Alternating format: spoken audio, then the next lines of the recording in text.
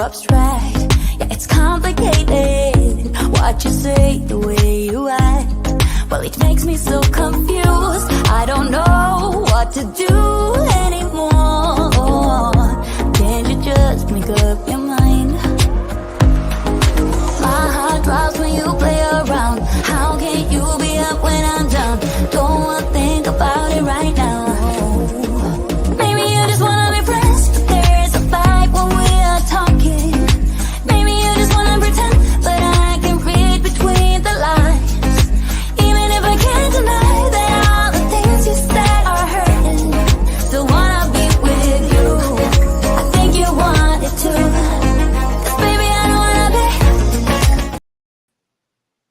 Hello, I'm Janna, and welcome to the Crafty Corner. I am so excited to be here today for today's live Q&A session. I'm greatly looking forward to all your questions about crafts or the Frozen Fantasy card that I created for my class at the Card Maker Success Summit. So welcome.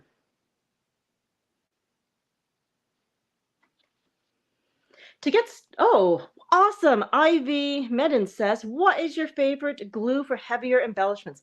Okay, so favorite glue, and this one is a workaround for all things, whether it's metal, fabric, multiple layers of paper, or chipboard. My go-to glue has to be Collage Medium. Surprisingly, it works on metal embellishments, and I love it because it has a little bit of technology in it that allows the glue ooze to shrink under your metal embellishment so it's invisible by the time the glue has dried. So that would be Collage Medium Distress by Ranger and Tim Holtz. Thanks for the question. What card did you make, and can we see it? Of course. So here we have the Frozen Fantasy card. Now, on this one, I wanted to teach 3 different methods for achieving a snowy look with distress. In the background, first, we have got a sparkling layer of distress glitter for technique 1 with snow.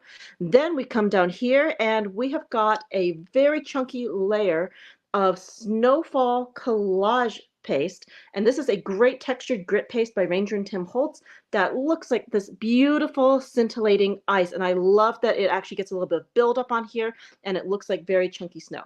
Then for our flourishing snowflakes in the background, I used traditional grit paste opaque, again by Tim Holtz and Ranger, and that gave us our 3 distressed methods of snow on this card. Hannah, can you make your own grit paste like the Ranger Winter grit paste you used by mixing a glitter and a translucent texture paste?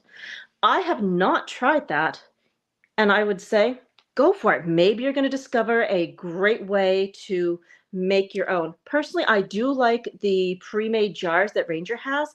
It seems to be just the right consistency of the paste and the glitter together, but I would say go for it. I'd love to hear if this works. That'd be a really cool workaround. Thank you for the question. Sam, hi Janna, and love all the cards. Where did you learn how to craft? Okay, I started crafting when I was in college and didn't have a lot of things to do to fill my spare time, and I stumbled down the hole of distress. But where I learned all of the techniques, like for this card today, was during the pandemic. Tim Holtz gave this amazing 2-month-long course live on Facebook at the time and demonstrated so many different techniques. And I ended up playing along during every live, learning new things. And it's been quite the journey learning distress. It's absolutely amazing. And I love learning new techniques every time. So that would be where the journey started. Thanks for the question.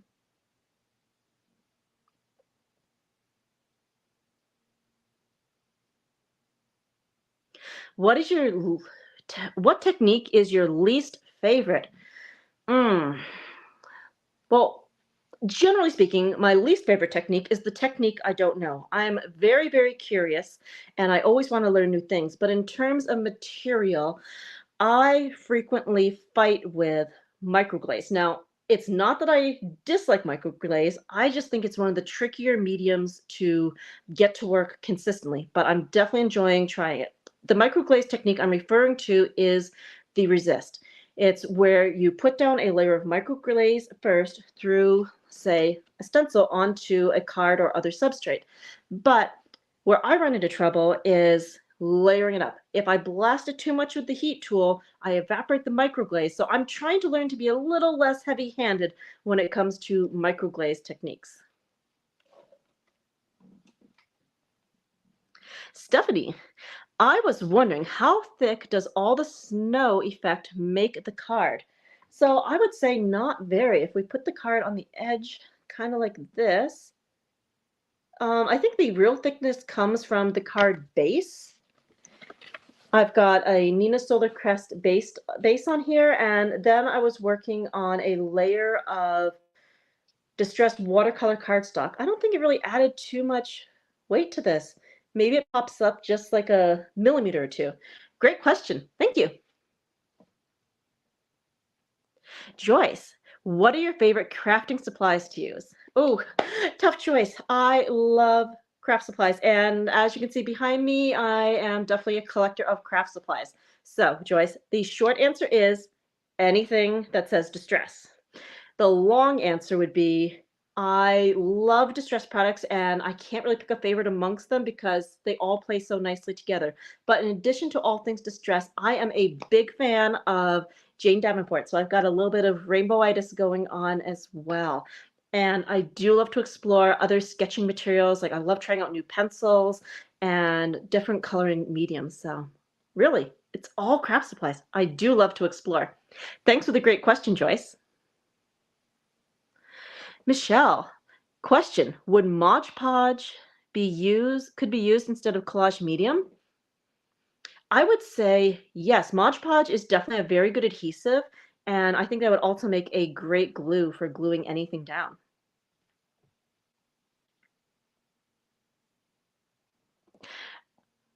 Artistically creative. I cannot tell you how much I love your card. Just my style, my go-to type, if you will. Oh, thank you so much. I'm so glad that you enjoyed that. I had tons of fun making it. I do love a good winter scene. Thank you. Hannah, I think this is my favorite card. I'm kind of a fan. Go, oh my word. Well, thank you so much. I greatly appreciate it. If you're ever looking for more creative inspiration, you can find me weekly at the Crafty Corner with Janna on YouTube or Instagram. Thank you so much for all the love. I appreciate it. Artistically creative. What was the glitter used for snow? Missed that. Okay, so for the glitter, I used Distress Glitter. This was one of the specialty jars that Distress Glitter came in for a little bit. And as you can see, I may have stocked up and I might have a lifetime supply of glitter here. So Distress Glitter was the first glittered layer on the card.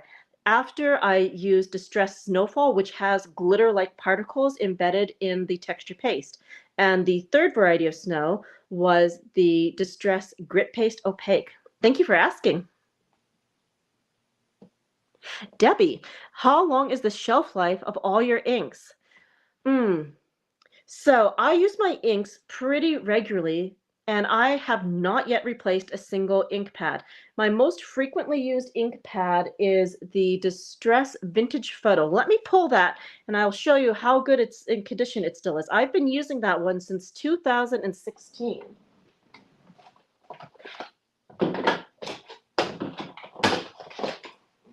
So this is my vintage photo, and it is still in great condition. I don't have any fraying or anything on the ink pad. To keep these in as good a condition as they are, I do like to use the Distress Refresher. And that is just a little bottle with some clear liquid. It looks like this, and that keeps my ink pads nice and juicy in addition to re-inking them. I'd say maybe once every 2 months, depending on how much I use the ink pad. If it's the Vintage Photo, I might be re-inking that one possibly up to once a month because it really does get a lot of use. Awesome question. Thank you. Liz, what weight cardstock would you prefer when working with mixed media? I do not know what the weight is. I always use the cardstock by Tim Holtz and Ranger, and it's a fairly thick weight. It's got some heft to it. But This one here is a size 5 tag, and this is a distress tag. I'm guessing it is more than 90 pounds, but less than 120. So somewhere in between. Awesome question. Thank you.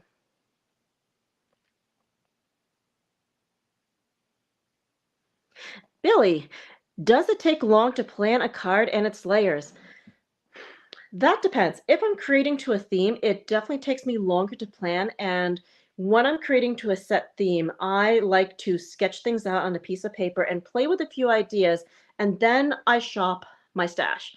Behind me, I've got some stamps and some die sets. Set themes, I've got everything broken into categories, so I can literally flip through all of the categories and figure out what fits. If it's florals, I've got the floral section. Then I can see what all the floral options are and go from there. If I'm just creating for the fun of creating, I let my imagination take me wherever I want, and then who knows where we'll end up. And I do love that option as well.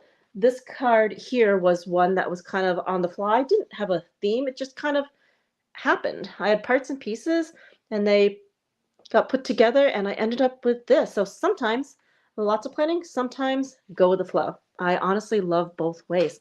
Thank you for the question. Dorothy, I have not dove into distress inks yet. Where would be a good place to start? There are so many colors. Ah, love this question, Dorothy. So the first question is, are you on the grungy side or are you on the side of rainbows and sparkle? That's the first question. Now, if we're on the side of rainbows and sparkles, I highly recommend going with these three colors as your first inks: Mermaid Lagoon, Mustard Seed, and Picked Raspberry. Those are three of the primary colors, and you can mix them and blend them to get a whole rainbow if you're on a budget. If we're on the grungy side, I highly recommend starting with Black Soot, Vintage Photo, and Scorched Timber, which is the most recent color of distress. I hope this answers your question. Happy crafting. Virginia, do you prefer pointed or rounded palette knives and flat or angled? I can't decide which are the best ones to use. That depends on what I'm doing. These are my two favorite palette knives. This one is kind of like a little sports car. It gets into tight corners and allows me to do detailed work on stencils, like with this flourish. If I'm doing a larger space, like the snow at the bottom of the card, then I use the thicker palette knife, which helps me scrape onto a flat surface. I have not yet had the chance to experiment with any angled ones. These are my two go-tos at the moment. Maybe this is a little angled, but when I think angled, I'm thinking like a really, really sharp angle like this. And I don't think I've actually ever used this palette knife before. But awesome question. These two are from Ranger, and again, by Tim Holtz. So these would be my recommendations for palette knife work. Thanks. Jenny, will that snow flake off when going through the mail? No, that snow is not going anywhere. So here's our card. This is me going over it, and I do not have anything coming off. There might be a teeny tiny bit of glitter, but given the amount of glitter and the collage medium, this is not going anywhere. Thank you for the question. Kelly, so where you craft before the pandemic, or is that when you started? So I honestly have been probably crafting since I was a very little girl. My mom and I used to do a lot of holiday crafts together, and that's probably where I get my love for crafting. But my love of all things distress and Tim Holtz really did skyrocket during the pandemic, and I found myself doing so much more crafting during that time. Crafting has definitely increased in my life. My profession is in the field of mental health, and crafting is my form of self-care. So I'm crafting every day. Helps keep me light and happy and being able to continue to do my job in a kind of intense field. Thanks for the question. Artistically creative. Do you think you've used every Tim Holtz product type? Not every image, etc. he's come up with? Yes. I have definitely used everything in the line. We're going all the way back to markers, the original set of inks. We've got the re-inkers, we've got sprays, spritz, mica sprays, traditional crayons, pearlescent crayons, distress watercolor pencils, and every possible tool that you can imagine in between. Definitely, I've tried everything, and that makes me incredibly happy, and I can't wait to see what will be coming up in the future. Thanks for asking. Mirna, yes, I see your crafts very nicely organized. Oh, thank you so much. I have an absolute love for fridge bins. I think they're some of the most versatile pieces of storage, and they're super easy to find and source.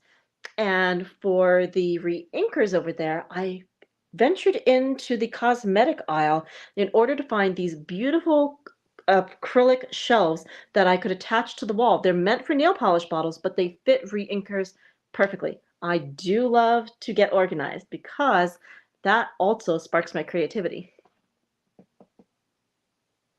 Millie, what card weight did you use on the card?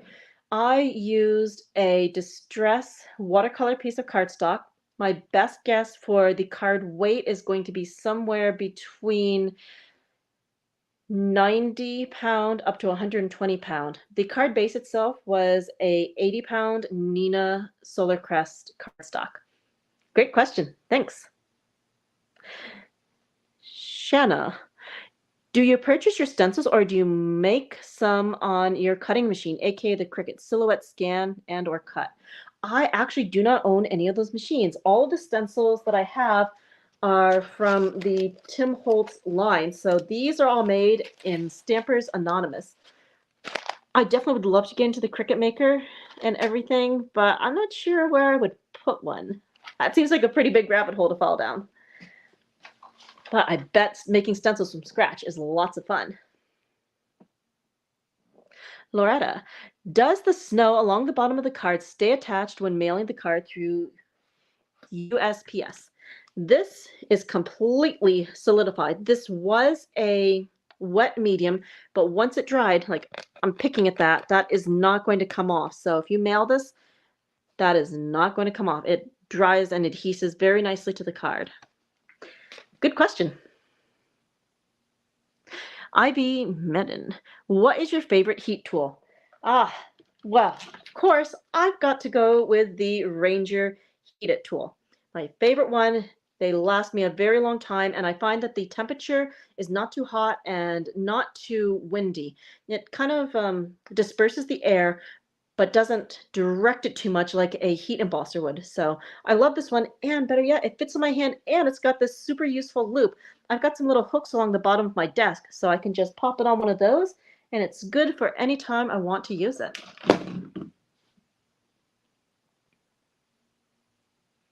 Virginia, do you use distress crayons?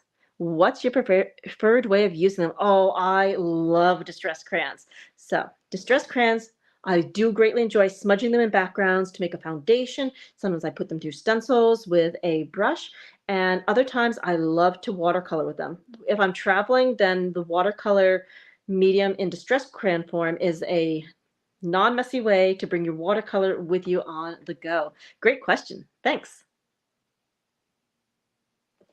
Pamela, this was my favorite card of the day. I actually have the tree die from several years and never used it. I will be using it now thanks to you. Oh, thank you so much. You know, that tree die was so tricky to find. I had to hunt on eBay for it in order to get my own copy. It was like one of the few Tim Holtz dies that I had been having on my wish list for so long. I'm so glad you have it, and I hope you have lots of fun playing.